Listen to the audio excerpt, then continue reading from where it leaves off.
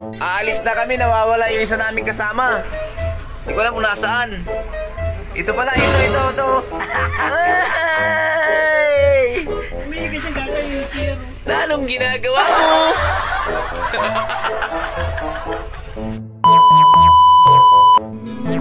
Sabi nga nila, pag maganda, binabalikan.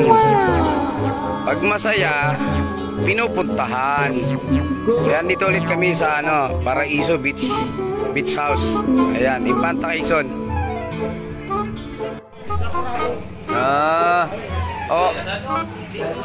Bibili kami ng isda. Bibigyan kaming discount kasi kababayan namin yung kababayan namin yung nagtitinda, Manay. Bigyan mo kami discount, Manay. Barato na yan. Barato na mo lang discount. Oh, yan.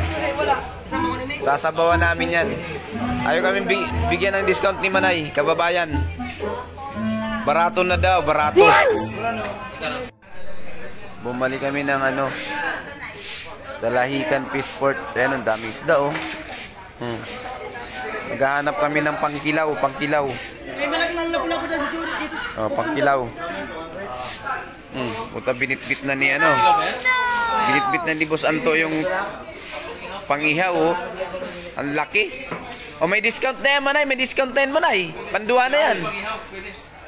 Pandua na, may discount na yan kay Manay. Kilaw ba? Yan din kinilaw namin pa eh. Dapat yung dapat. Gurano. O kababayan, tawing discount. Oh, kinilo tro. Kinilo tro. Oh. Saro! 200 sila. Oh!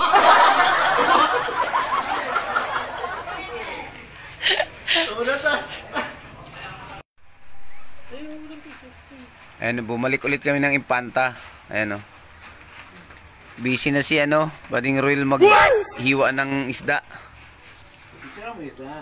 Si Payanto busy na rin.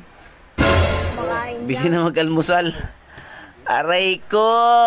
Yung 3/4 naging 1 kilo. Aray ko! Kababayan, ano nang nangyari? Ito yung binili namin sa Fishport ng Infanta. Ayan, oh. Pang-ihaw. Pagdating dito, ayan, oh. Na yung presyo. Iihawin na namin. Ayan, oh. Sarap, ang laki. Oh.